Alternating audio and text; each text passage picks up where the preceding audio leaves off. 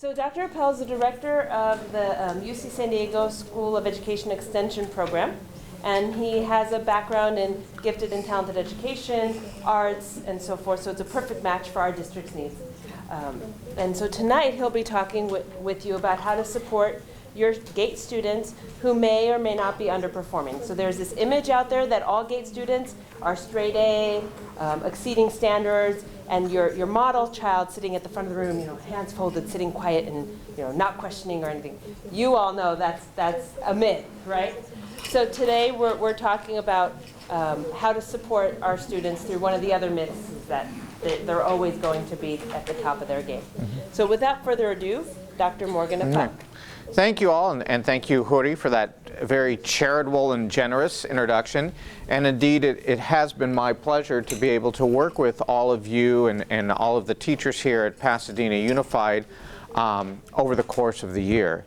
And we've had just a really brilliant time delving in not only to the cognitive elements of gifted and talented education, but also the socio-emotional elements of gifted and talented education. And what Ms. Chalian said is absolutely true. And one of the most important things that we all should remember is that gifted and talented, when someone is identified as gifted, it is a measure of potential, not results. So people may not see giftedness emerge. And one of the things that I do want to bring to your attention is that students that we may classify as underperforming or underachieving or maybe not as motivated won't blossom, 65% of them won't blossom until about university age. Excellent. So for those of you who are worried about your second and third graders, you got a long time. And there are specific reasons for this. And we're going to talk about what it means to be underperforming, what does that look like, how do we measure it, how do we understand it, and how can you best support it. But do let me tell you at the outset, don't worry. Your kids will blossom. They just have to find the appropriate place and time to do so. Because one of the things we'll find about underperformance and underachievement, beyond the impossibility of really understanding it or measuring it, is that it's usually contextually grounded and time sensitive. There's usually something specific that contributes to it. You don't have the scarlet U, and you're always labeled as an underachiever. We call it weathering the brainstorm, and that's exactly what it is, because what we know, all of the things that we love about gifted and talented kids, the things that we cherish, their creativity, their energy, and their exuberance in the classroom also wreak havoc with them socio-emotionally. So it's really important to understand that there is a balance, and that for teachers, getting the gifted assignment is not the easy ticket some believe it to be. And that while it may look on the outside like it's wonderful to be gifted, when you're going through it, it ain't so great. So let's talk a little bit about this. And another thing I do want you to remember as we push forward, now Ms. Chalian mentioned that I have an extensive background in the arts, and you can this is made apparent right here. Gifted and talented kids tend to believe, even if it's not the case, that the spotlight is always on them, that somebody's always watching, somebody's always evaluating. You can be a teacher in a classroom, and you can be dealing with somebody in the corner of the room, and there's the gifted kid over there who goes, I know the teacher's watching me out of the corner of her eye, she's watching what I'm doing. And it's a really sort of odd, sort of obsessive focus. So just bear in mind that is a contributing factor. So without further ado, let's get started. I found this somewhat relevant because often we find that in a very highly structured environment, gifted kids are somewhat discouraged from pushing forward. And as you can see in this cartoon, it's like we need to maintain a balance in the classroom. And a large part of underperformance in many cases has to do with a lack of feeling empowered, a lack of feeling as though they have choice, a lack of feeling that gifted kids can freely express their gifts in the classroom. The teachers we have been working with, on the other hand, are absolutely great at this and great at understanding this and great at letting these gifts emerge. But this was a cartoon I thought depicted things well. Now, people will look at underachievement and underperformance and sort of bemoan it. But in point of fact, there have been very well-known and successful underachievers. Now, anybody who has ever watched The Simpsons or ever encountered The Simpsons, and if you lived through the 1990s, there's no way you could avoid it. Bart Simpson has made over a 20-year career in underachievement, a professional underachiever. We all are familiar with the stories of Albert Einstein and his dealings with math. And because his thoughts and feelings and ideas about math deviated from traditional ideas and theories, he was understood to not realize his potential. I think he probably made up for it. You know, he's done some good stuff, some relativity stuff, you know. Peter Jennings, the news anchor, Andrew Jackson, who was a president, Richard Branson, very famous for Virgin Airlines, you know, that whole empire, the Wright brothers, Ansel Adams. All of these people were at one time characterized as underperforming and underachieving, but found their niche and found their outlet. So let me ask you, when we talk about underperformance and underachievement, because you may see it or you may think you see it, what does it look like to you as parents? What do you see? Low grades. Okay, low grades, okay. What other kinds of things do you see? Not wanting to do homework. Not wanting to do homework, so maybe low grades, low levels of motivation. Now, when you say homework, are you talking about universally, or are you talking about particular subjects? No, universally. Universally, okay. So you were going to say something? Yeah, just not homework, but even extracurricular activities. Oh, yeah. Yeah. Okay. You know, whether it be, you know, it could be athletics, but it could also be music or anything else. It seems like. So you're sort of a general malaise, a sort of general lack of motivation. I don't feel like it, or what are you talking about? If they don't sound like Mozart after one or two lessons. Okay, well that's a bit different. That is sort of the I'm going to give up because there's no way I can do it. If it's not perfect, bear that in mind. Just sort of put that to the side. If it's not perfect, I'm not going to keep at it. Because what do we know about gifted and talented kids and how they do things? What? Well, they're perfectionists, but things tend to come organically. Things come naturally. So many times, if they have to work at it, you know, God forbid, they don't want to do it because in many cases things come naturally and they're thinking this should be natural. I should not have to work this hard to do this.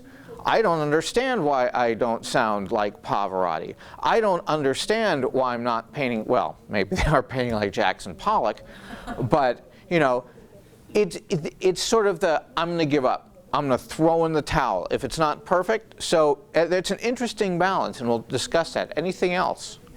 I get the, well, I'm going to do it just to this level, and because I can sort of, exactly. I'm good right here.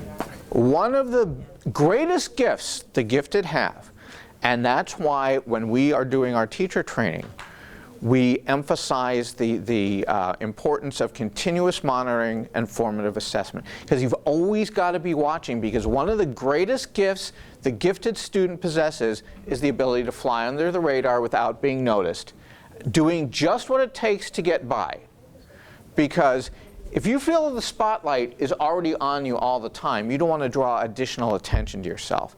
And if you do something wonderfully, if you do something perfectly, then that sets you up for a fall the next time? What if I can't do it? Now everybody's watching. So one of the things that's backing it up is, well, I know what it takes just to get through this, and I'm going to get through this, and I'm just going to be quiet and fly under the radar. So what we talk about when we talk about teachers, and you know this as parents, the best way to understand what contributes to underperformance or underachievement or of our perceptions of what it is deeply knowing the cognitive and affective characteristics of our kids. Knowing what makes them tick and knowing what makes them stop ticking. So all of these things that you are seeing probably at home are the same kinds of things teachers are seeing in class. And they are probably looking at the kids going, well, why aren't I getting more? What can I do to get more? One of the things that the research has tried to do is because in American education, we love to research things to death. But one of the things that the research has tried to do is to amalgamate typologies of underperformance, right? Sort of to figure out, categorize, and silo types of underperformers. So before we go to the patterns and the root causes, here's some of the thoughts about what that looks like. The first typology, type 1, is the successful. Now, Ms. Chalian was talking about the kid who sits in the front of the class, hands folded, with a smile, absolutely looks like he's listening to what you're saying. He probably is not. But we call that the successful because the outward appearance is one of success. This is somebody who's well behaved in the classroom, somebody who's a conformist, somebody who is most likely a perfectionist, but you only maybe will see the tip of the iceberg with that. Neat and tidy, nicely, and I don't necessarily mean well dressed, but I mean is, you know, the desk is arranged and the books are in the right place, and they seek order and structure. Now, I don't know if you've all had the opportunity to come to my presentation on the gifted brain and brain-compatible learning, but what we know is the gifted brain is a brain on fire, and it causes a lot of chaos. It's chaotic up here. It's like looking in to a volcano. I don't know if you've ever, I don't know why you would, but at any rate, if you have ever, let's say, gone to Hawaii and you've climbed and you've looked into a volcano and everything's kind of bubbling up, but it's still contained. It looks like it should just blow all over the place, but it's still contained. That's what the gifted brain is like, because it's constantly firing in all directions. So whether it's consciously, semi-consciously, or subconsciously, the gifted brain for the successful typology is seeking order and structure. They're trying to build parameters to control the chaos that goes on up there. But part of seeking order and structure means being risk averse. Now, sir, you were talking about not being a perfect violinist or a perfect musician after 1 or 2 lessons. That's being risk averse. I'm not going to put myself out there if it can't be perfect because everybody's watching. So instead of, you know, risking it all and maybe getting a 98%, I'm just gonna back away. So outwardly, of course, this you would characterize this as being successful because they only pursue things they know they will be absolutely successful at. And they may achieve, okay, and achievement is a hard thing to define. What do we actually mean by that? Do we mean grades? Do we mean behavior? Do we mean what have you? But their achievement, they may be getting A's, but they're probably far below their potential. So let me give you an example. When I was in 9th grade, we had Algebra 1. Now, that was probably the last time Algebra 1 was in 9th grade. I think it's like in 3rd grade now. But this was during the early 1980s. And I didn't understand really trains and, you know, one leaves here and one leaves there. And why would you care where they meet? I mean, who's really going to, or do you have to transfer? Don't they have a schedule or a conductor? So I never really got it, right? So I sort of middled around in Algebra 1. I was just, mediocre to bad. And then I found out that I could take pre-algebra. And I took pre-algebra, and I was the king of pre-algebra. You give me, multiplication, you give me division, I'll kill it, right? I was achieving. I was doing great. It was probably below my potential. So that is type 1, sort of this outwardly successful looking person who probably can do a lot more, but's backing away because they don't want to fail. On the other sort of end of the spectrum, you have the creative.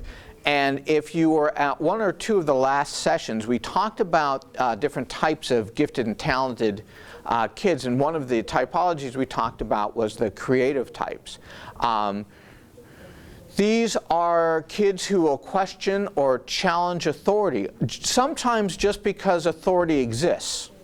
And they truly believe that whatever structure exists is an impediment to their creativity, right? When I've been involved in the arts for decades, and that is sort of a lot of the feeling among artists, that any structure impedes. They can come off as rude or arrogant. Their impatience may mask their giftedness. So they may be in class and they may be working at something, but their giftedness won't be identified because their outward behaviors defeat the purpose. These are kids who often become class clowns. They are bored, they're angry or resentful, and all of this resentment they feel towards what they perceive as a hindrance to their creativity, they take it out on teachers and fellow students. It's sort of this anger that bubbles up, okay? And this is to say that in doing all of this, they may not be realizing their potential just because either there is not an avenue for it or they don't believe that there's an avenue to do so. So that's two types. Now, the third type they call the underground, and I'm not sure why. It makes it seem like they're part of some kind of a clandestine movement. But in this type, you will find, and this happens primarily toward adolescence, where you find that people will conceal their abilities in favor of peer acceptance. So there are some points in which it's great to be the smartest kid in the class, and then later on maybe not so good. So they are trying to conceal what they have to be accepted. These are kids who have strong needs to belong to something.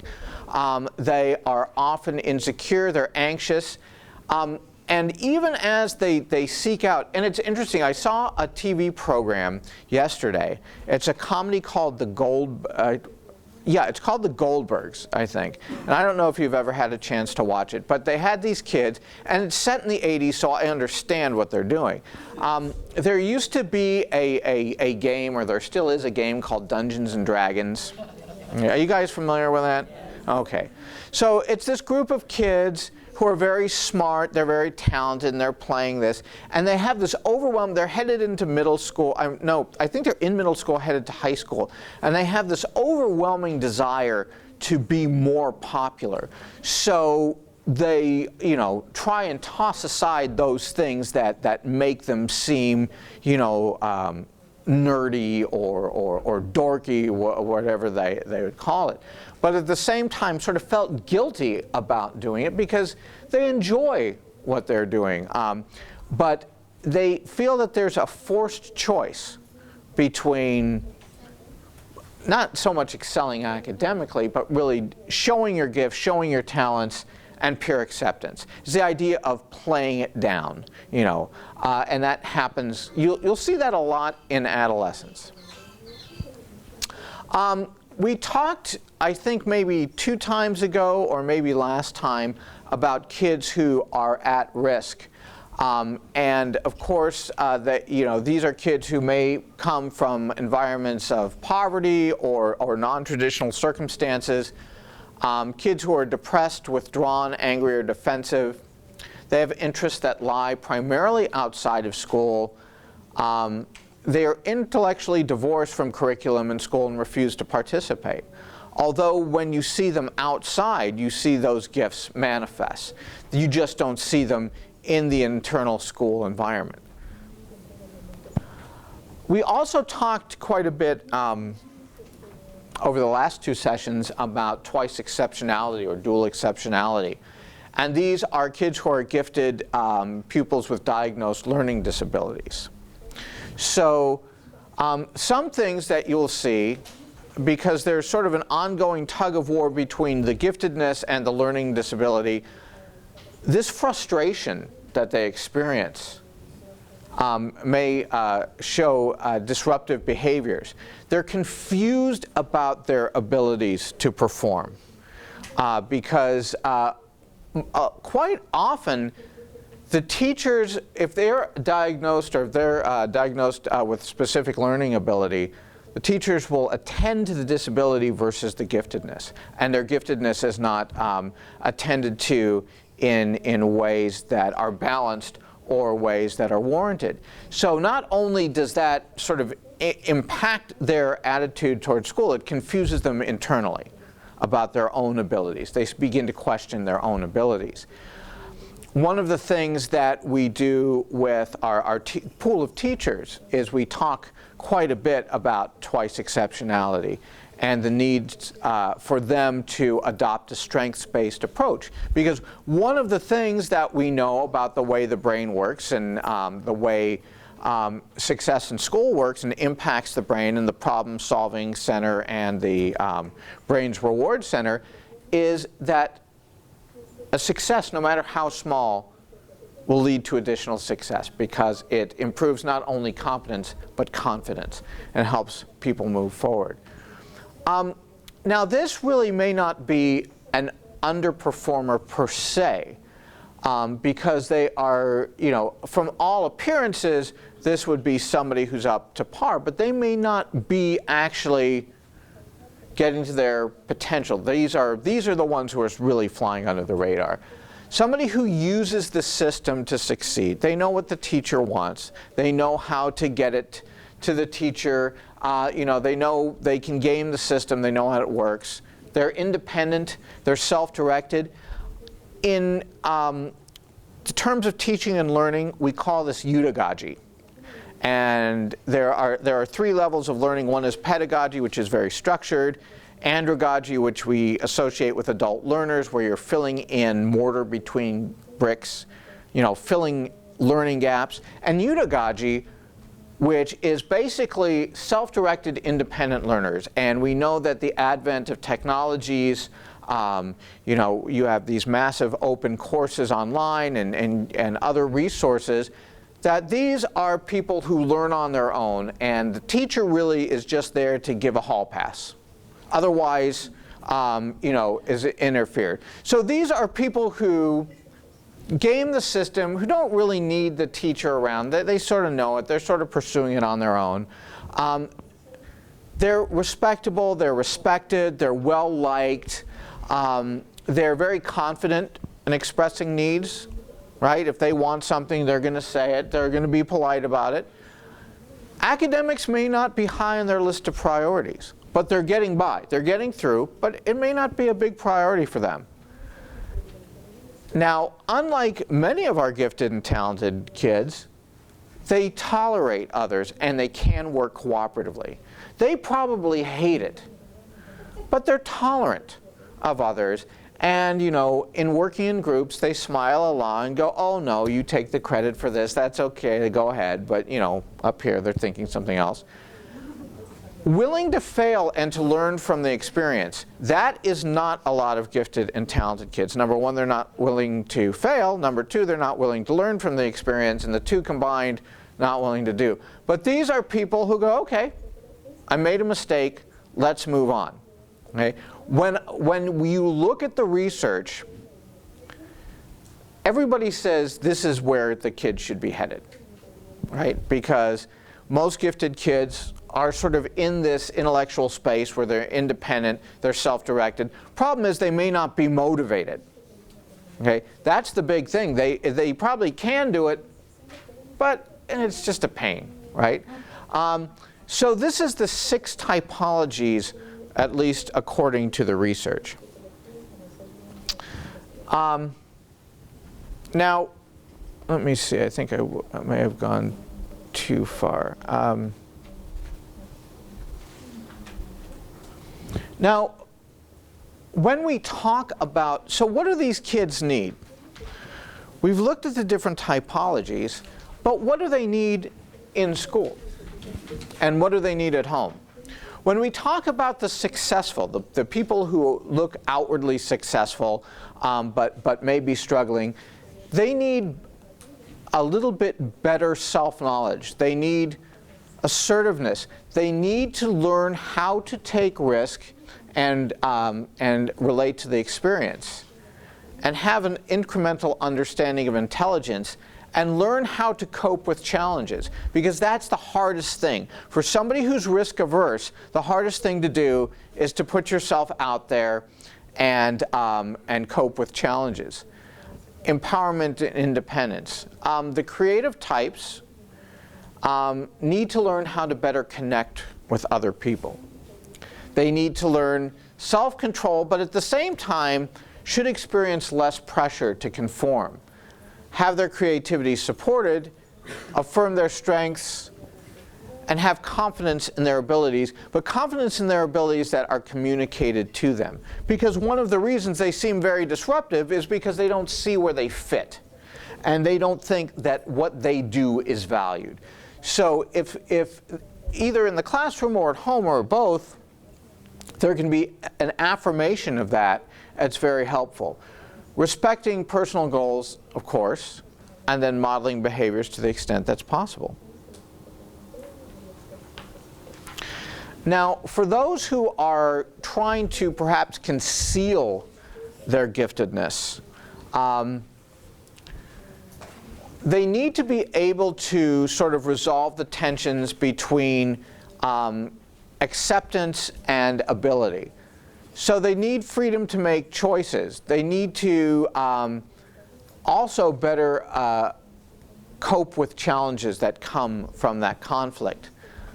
And they have to have an audience for what they have to say. That's very important, because they have to know that there are peers out there who will respect them for who they are and who will listen, and they have the reassurance of doing so. The types who are at risk, of course, safety and structure is very important, because for at-risk kids generally, but for at-risk gifted, for at-risk underperforming gifted, structure is the most important thing for them. That there is a sense of cohesiveness, that there's a sense of routine, there's a sense of ongoing safety and security. Most often they will find that in school. That is the one place that they can find that. Individualized programs, they need to be confident in their ability to overcome obstacles, to understand how to preserve relationships, and focus on short-term goals versus long-term broad goals. And then finally, for our dual exceptional kids, we talk about an emphasis on strengths, both at school and at home. So when we talk to our teachers, we talk about a strengths-based curriculum. We talk about developing resilience and coping strategies, because for the twice exceptional kid, it can be agonizing just getting through the day. And how do you cope with it? How do you come back from failure? Especially if you are a dual exceptional kid with perfectionist tendencies. It's very hard to be able to come back blow after blow. Recognizing their gifted abilities, finding the balance, not just solely focusing on a learning disability, but also recognizing, appreciating, and blossoming the giftedness. Opportunities to take risks and to succeed incrementally. So what that means is, again, success in smaller chunks. Because that breeds the confidence that you can go on and do more things. For those people who sort of are just putting up with us, the autonomous types, we offer them more support versus less, because our first inclination is, well, they're doing great. You know, they're getting A's, they're cooperative, they're nice, and everybody likes them. You don't cheat them out of the support they need. Instead, what you do is you build out strategies to put them in new directions and increased independence. If they're seeking independence and just kind of getting by, flying under the radar, give them opportunities to shine. Provide feedback on strengths and possibilities. Most often these kids are just getting by, but nobody's saying, hey, you're really doing great. You know, you could also do things this way. Nurturing those kids because they will serve as mentors to others. Providing opportunities to pursue passion. And if they can demonstrate the ability to work fairly independently and, you know, self-directed, remove some of the time and space restrictions and let them flourish. Sometimes that means creating a team around them to support them. Most importantly, and this is typical of many gifted and talented kids, they don't feel as though they are empowered at all. They don't feel as though they have any choice in school or at home. Providing the opportunity to participate in decision making is very important. Doesn't mean they decide the direction and the way the class is going to go or what car we're going to buy, but at least participation makes them feel as though they're part of something, not just sort of loosely tethered to it. So again, this is what the research says about different types of underperformers and sort of what they understand their needs to be. But one of the things that we know about underperformance, besides this idea of the spotlight always being on, much of this is rooted in the perfectionist tendencies that we see in gifted and talented kids, and a lot of kids generally. And what you will find is that perfectionism and underperformance are really two sides of the same coin. Is this slide bothering anybody? Okay, I thought somebody would just go, but that's done intentionally. Because I usually catch the perfectionists when they just, I'll put up the slide and their faces will sour immediately. It's intentional, okay? I do have spell check. I want to talk again about perfectionism because it is a driving force, it is a catalyst for what you will see in underperformance. The idea of, you know, I cannot play like Bach, so why bother? So one of the things that we talk about perfection is that perfectionism and procrastination are very tightly linked. And those people who tend to be perfectionists will often suffer from depression because they are not achieving what they believe they need to achieve. Performance anxiety and test anxiety. Now remember, for the brain generally, and for the gifted brain particularly, the testing environment is unnatural, okay? And the reason that is because the brain is built to detect patterns in the environment and to solve problems using data from multiple sources. When we talk about tests, particularly tests that are multiple choice, there are predefined questions with predefined answers. What you will find is that perfectionists and gifted kids, perhaps generally, will spend, let's say you have a 10-question multiple choice test, they will spend 90% of the time on question 1 because they can envision situations in which every answer could be true. You know, there is a great, and you know, when I started out with this, the Big Bang Theory was just actually coming on and nobody had heard of it. Now it's fairly ubiquitous. But there is an episode of the Big Bang Theory, and I might have talked to you about this in previous presentations, in which Sheldon, perhaps the most gifted and the most archetypical gifted person on the show, goes to take an exam at the DMV. And we all know what the DMV exams are like, right? There is a question about what is the appropriate number of car lengths to remain behind the person in front of you Or how many car lengths does it take to stop? So what he does is he goes up to the DMV employee, and we all know what the DMV is like, and says, well, this question can't be answered. Right? Because a car length is not an appropriate unit of measurement. So one of the things that a perfectionist who can imagine everything can be true and does not want to take the risk of not being right will spend an inordinate amount of time on one or two questions, causing test anxiety, things like that. Writer's block. Again, for most gifted and talented kids, they love to write. They don't like to edit. They don't like to be edited. But this happens a lot with musicians and a lot of artists. You will also find it happens with a lot of actors and performers, where if it doesn't come to them immediately, they think their careers are done. I have written the last song. There's nothing more to write. People have written all of the songs with 3 chords, and there's nothing else. And writer's block can be an awful thing. And I will tell you that for myself and many of my colleagues in the university who are compelled contractually to publish, writer's block is the great bane of our existence. And there have been times, and I do realize exactly how brilliant I am. Nobody has to tell me. But there are times, and even I, can't get what's in my head out on the paper. That's what you'll find with a lot of gifted kids. They have it up here, but they just can't get it out. And I will always think that that's it. I'm done. I can't write anymore.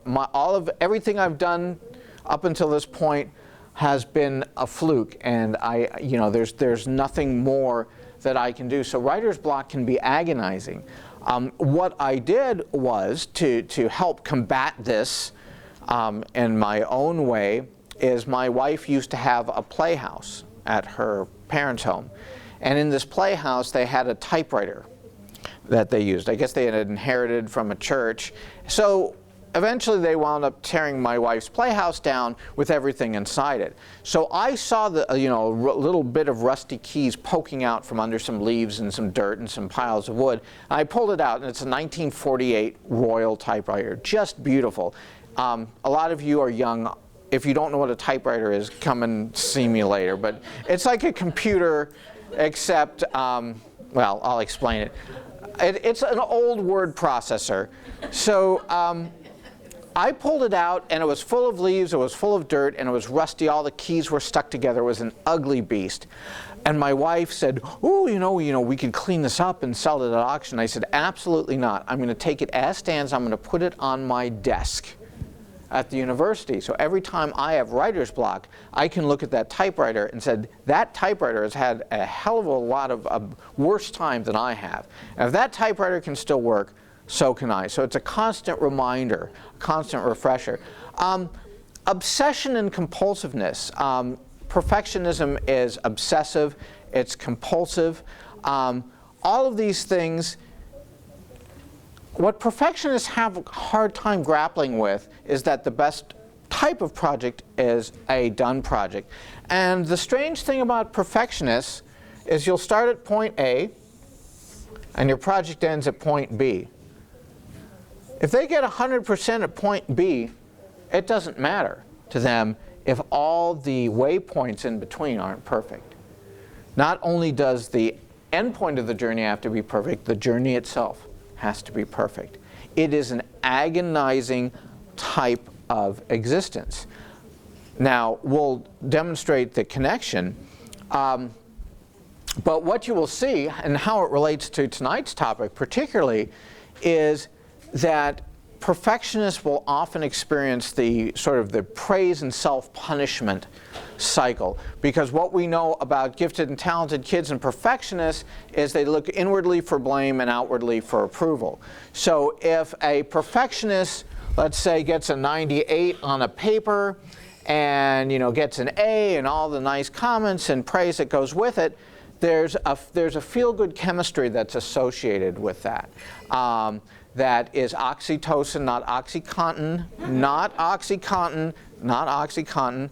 Oxytocin is the puppy love chemical, you know, when you used to love your spouse's cute little quirks, that chemical. And dopamine, basically.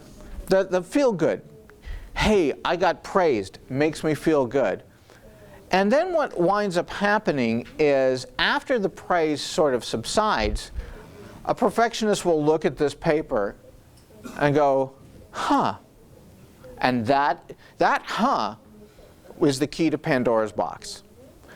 Because you say, huh, 98. What? Well, yeah, that's good, but how did I miss 2? Where did I miss 2? Oh, question 7, subsection A, paragraph 5, question B1. Oh, how did I miss that one? Okay, and such starts the chain of obsession that, remember, all the things that we love about the gifted brain as far as creating relationships and hypothesizing now gets translated here, right? So it is an obsession about what did I miss, how can I correct it, how can I be better the next time, because 98 is not 2 points away from 100. It may be 200 miles away from 100, right? So it's a self-punishment that happens, a blame, where not only do they start blaming themselves, but their expectations not only of themselves, but of what you expect from them become inflated, which after a while begats the stress chemistry, that associated with our survival mechanism, the pinpoint focus, adrenaline and cortisol. What do we know about adrenaline and cortisol? You cannot process anything cognitively while those chemicals are flowing. So no matter how much you study, nothing's going to sink in because the neurochemistry is wrong. How do you feel after you've had adrenaline flowing through you? You feel exhausted, probably mentally and physically. And cortisol does the same thing. And in fact, there's a lot of pharmaceuticals dedicated to preventing cortisol. So what winds up happening to a perfectionist, you know, the road from 98 to 100 is a long one, with constant cycles of praise and blame, in which feel-good chemistry gives way to stress chemistry, which gives way to feel-good chemistry, which gives way to stress chemistry. And eventually, you become so mentally and physically exhausted that what happens is, as you hit the wall, where anything and everything is overwhelming to do. All you have to do to get an A+ in this class is to write your name at the top of this sheet. I can't, it's too much. All you have to do is play an A flat. I can't, it's too much. If I don't play it, you know, like Mozart, then it's too much. Here's the perfectionist scale, right? One of the things that they don't indicate in this, because it's a static scale, is the finish line for the perfectionist is always moving. A perfectionist will never cross the finish line because their expectations of self force it 5 feet. So they're exhausted, they're dragging, you know, and their knees are skinned and they're grasping for it. And then all of a sudden, it moves again. And it's a self-imposed move. Okay? So imagine everything's too overwhelming, and then the idea becomes that if you don't try, you can't really fail, right? Why am I not a center for the Lakers? Anybody want to hazard a guess and be kind? We didn't try. Well, I could have been. I mean, Spud Webb was only 5 feet, right? But I didn't try. Had I tried, I would have done it. So the idea of not trying and getting a bad grade versus trying and getting an A-. Now remember, this is a strange, exaggerated expectation. This is not sort of a normal course of business. Some other things that we know about underperformance and underachievement is that usually they're patterns of underachievement that are contextually based and time sensitive. Again, it's like giftedness. Underachievement is not universal. You will see some kids doing phenomenally in one area and maybe not so well in another. Strong mentorship is very important. And one of the things that we try to impart to our teachers going through our program is that it is not enough to convey information. You have to be an educational mentor and inspiration to those. And what you find is those who teach in gifted and talented courses gravitate toward their own. They've probably experienced the same types of things. We need to think about potential versus results. And especially when we're talking about going to college and we're talking about careers. You know, usually universities look at what? Test scores and grades as sort of their focal point. That leaves out a whole lot of kids with a lot of amazing potential. And you know, all of the restrictions and all of the conformity that they find in secondary school, we don't make it that much easier when you come to us. Even though we know that 65% of underachievers blossom later in life, in college or thereafter. They suddenly find where they belong, they find their level of comfort, and it's an amazing thing to witness. Self-esteem, coping skills, knowing to get through it is a huge, huge thing. Again, at first we began with a discussion of what we call the typologies, the types of underachievers. Now we're going to look a little bit closer, and we're going to look at patterns of underachievers. And let me ask you, based on what you see here, who's the underperformer? Who's the underachiever? What? Gus. Oh, well, he's always turning in work late. He's always absent. He's tardy. He averages C's, and he's disruptive. Let me ask you a question. Just because Sally gets A's, does that mean she's living up to her potential? Nope. Nope. She could be just getting by. She may know the system, right? When I was in college, oh God, I probably shouldn't admit this, but when I was in college, I was in a fraternity, and the fraternity had test files. Test files were the ways that people used to make it through exam time without a lot of study. Now you can get on the internet and find them, but we used to have files for every professor in class. You can, if you went old school, you'll probably get an idea what that means. So we were all getting A's, probably not living up to our potential. We were probably a lot brighter than that. Just because you turn in work on time or early doesn't mean you're living up to your potential. Just means you're well organized, right? Participating regularly in class discussions. I can't tell you how many classes I teach, and I have people who love to participate in discussions, and God, I wish they wouldn't, right? And being well behaved, you know, you never know what's going on. Now, for example, with Gus, he may turn in work late, but when he turns it in, it might be staggering. It may be just wonderful. Are there reasons that Gus might be absent or late? Does that mean he's not living up to his potential? We don't really know what his potential is. Averaging C on exams, well, we all know about the way the gifted and talented interact with exams. It could be very deceptive. Somebody could be an absolutely brilliant writer, but in an English class, if you're just given multiple choice exams about facts and figures, you're not going to see anything. And being disruptive may be just creative expression. So the problem is, it could be Gus, it could be Sally, we're not really sure. It could be neither, it could be both. Like giftedness, unfortunately, with underachievement, underperformance, there's no universally agreed upon definition. We've tried to wrap our heads around it. A discrepancy between ability and achievement. Okay? Well, that begs the question, how do you measure ability and how do you measure achievement? And they're fair measures. In the 1960s, we talked about the failure to self-actualize. So using your abilities to determine life's path, and that was sort of fell out of vogue a bit. Commonly, we talk about the discrepancy between expected achievement and actual achievement. So based on what we've seen from a kid in the past, what would we expect, and what do they do actually? How do we measure ability? That's a big problem. Well, we could use IQ tests, but we know IQ tests are infamous for only measuring crystallized intelligence, not fluid intelligence. We know that they may not be the best measures. Other assessments used in the educational environment, well, you think about the standardized tests that we used to use. Didn't tell us much, always told us things too late. Level of interest, well, that's a hard one. Reports from other teachers and parents.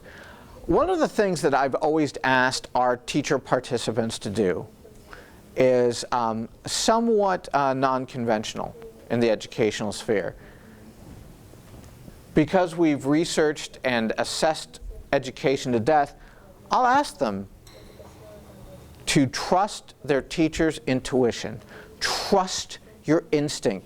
Trust your gut. There's a reason you got into education, and it wasn't for the big pay or the medals or anything like that. But you have a particular talent and a particular instinct. So that's a way to measure ability, or how they try to. How do you measure achievement? Well, you could measure scholastic achievement, but that may be misleading. I have a colleague, or had a colleague, who would be great at issuing grades. Unfortunately, she issued more grades than there were students at one time and found herself in a lot of hot water. You could use achievement tests, but we know all about achievement tests and sort of the problems that are there. Classroom behaviors, work, and assignment, it really is very subjective, and it's environmentally sensitive. So it goes beyond these conventional measures, which are very much standardized.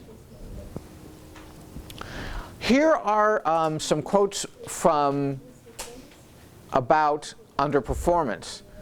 Even in the 60s, we understood that this was a problem. Underachievers, in contrast to slower learners, may learn rapidly and well, but what they learn may not coincide with the content of our examinations.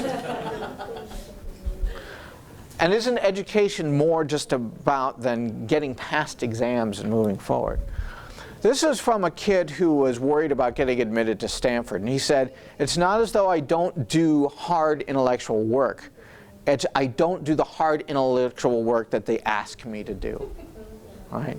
And you probably see that within your own kids.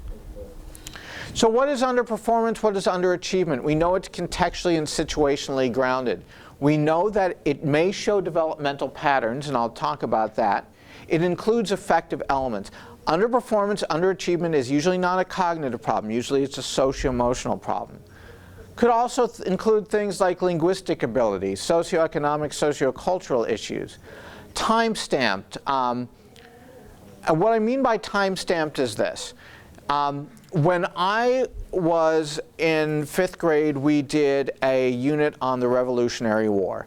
And my Revolutionary War project was like the Founding Fathers came back to life. It was like an exhibit in Disneyland. You were there. You were signing the Constitution with them, right? Then my parents got divorced. So my project on the movement westward left a lot to be desired, right? Did it mean that I couldn't do it or wasn't able to do it or wasn't talented? No, there were intervening factors that people didn't know about. It can't be universally treated because it's unique cognitively, affectively, and situationally.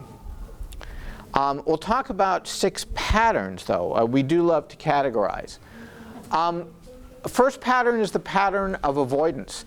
These are kids who avoid or forget responsibilities. They avoid specific goals and avoid commitments, and they fear responsibility for self in the future. These are kids who appear to be unmotivated, but put a lot of motivation into underachieving. A lot of energies into avoiding. You know how you know those people where you say if you had put as much energy into doing the project rather than finding excuses, you could probably get an A. They believe that grades are externally controlled and do not matter. So basically what it means is if the teacher doesn't like you, you're not going to get a good grade no matter what. Easily distracted and give up easily, speaking to your point, sir. They attempt to lower others' expectations of them.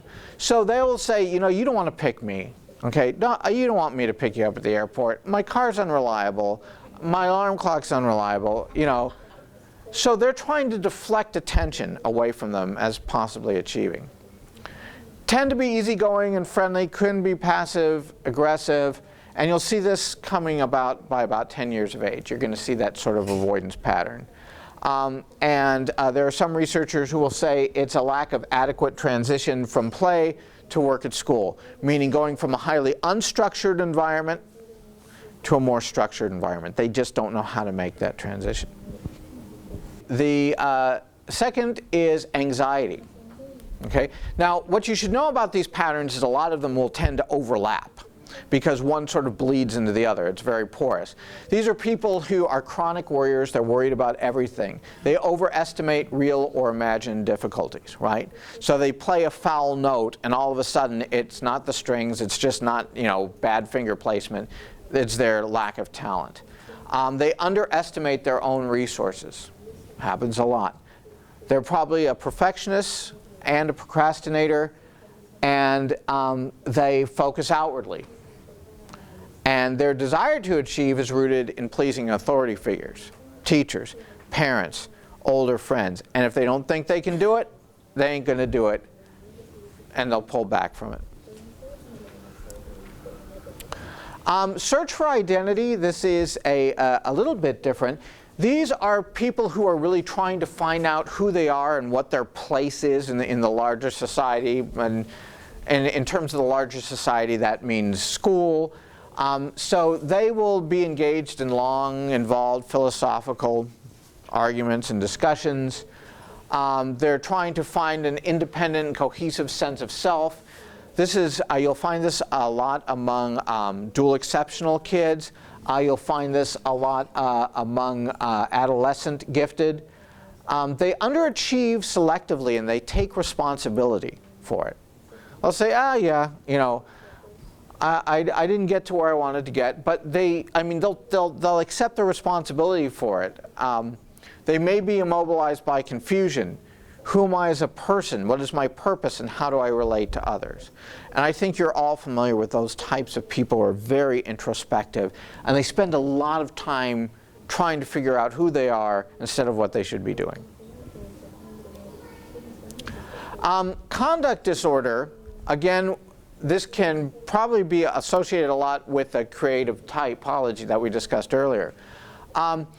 Persistently violating social norms and the rights of others without remorse. These are the kids where you'll say, you know, could you please quiet down because the rest of the class can't hear?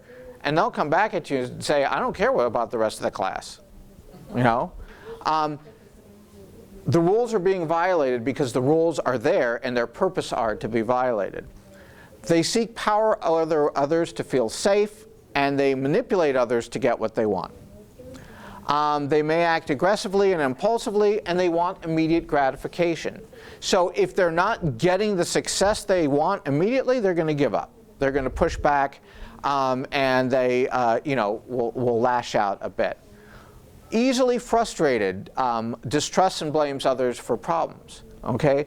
So they may look inwardly for blame, but you know what? It's a shared blame, because if it wasn't for you, you, and you, it wouldn't be so bad for me. Sometimes you will see this in homes, environments where alcohol abuse is going on, according to the research, and the self-esteem problems they're experiencing are masked with bravado. So the worse they feel about themselves, the harder they seem on the outside. Oppositional behavior, you will see this also a lot. React stubbornly in negative opposition to authority, and will define themselves in negative opposition to authority, where a teacher will say, I think you'd be really good for this part in our play. We're going to do our town, and I think you'd be perfect for blah, blah, blah. They'll say, no, not me. That's not my type. If you want to know what this looks like, go watch The Breakfast Club and look at John Bender. That's who we're talking about. Persistently opposes authority and the system in spite of the negative consequences. And in point of fact, the more extreme the consequence, the more negative the consequence, the better, right? If you've ever seen The Breakfast Club, where the guy, the principal will say, you know what, if you keep at this, you're going to come back next week. He goes, fine. And he goes, okay, buddy, that's 2 weeks.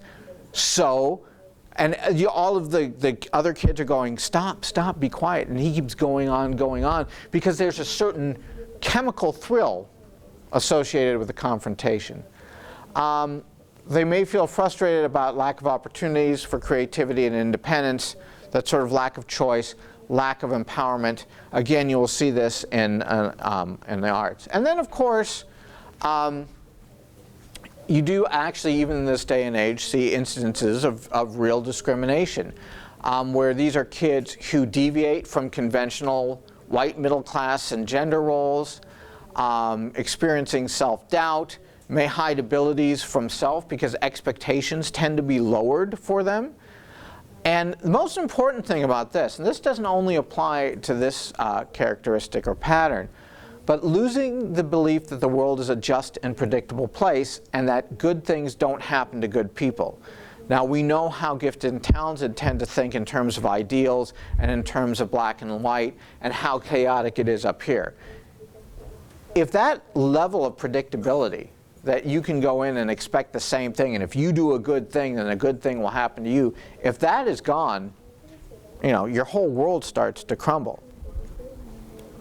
So what leads to this kind of thing? Mismatch between student and school environment. That is really the whole crux of the Gifted and Talented program, is trying to create a better match between the environment and the student.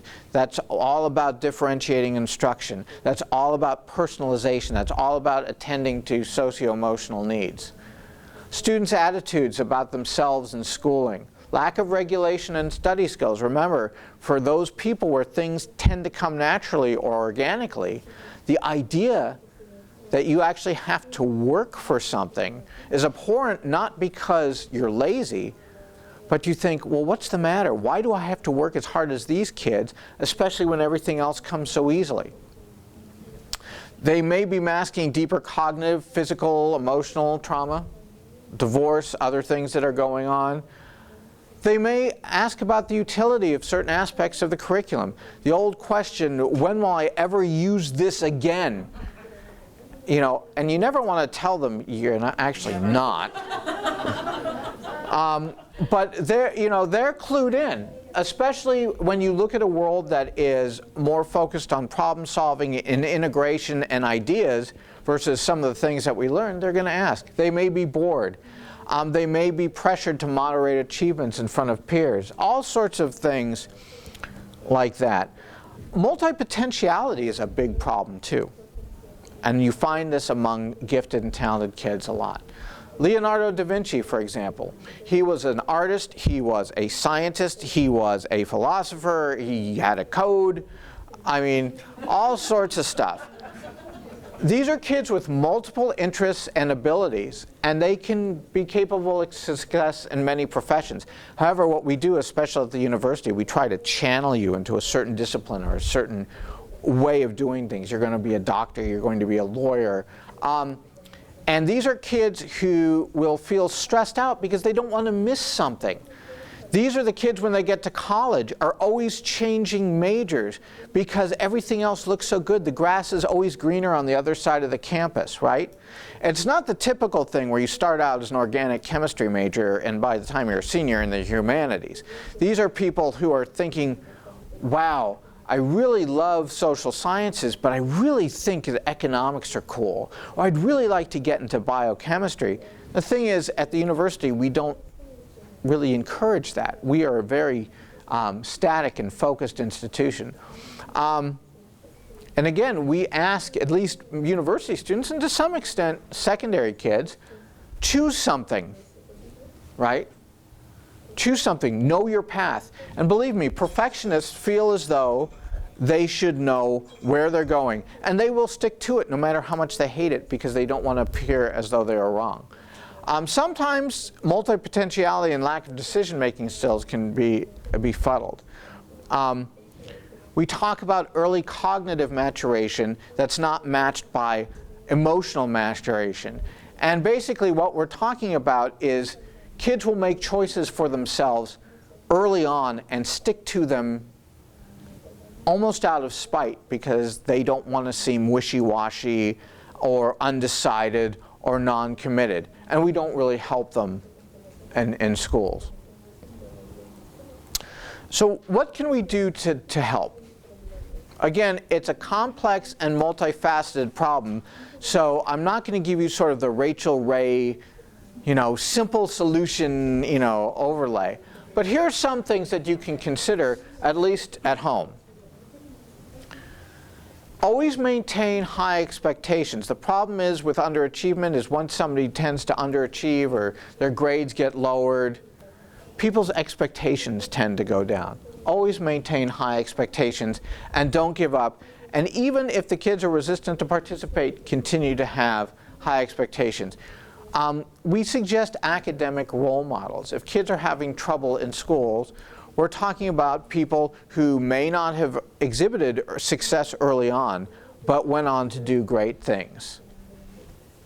Provide feedback, but praise mastery of process. Very important. In the educational environment, and believe me at home, we tend to praise performance. We tend to praise outcomes versus process. But for somebody who's always concerned about every step of the way, attending to process is very important. Families, parents, teachers, you're all part of this, right? And the idea is that you come to a collaborative solution, because if the teacher is doing something in the classroom to work at this and it's not being reinforced at home, it's going to be lost there.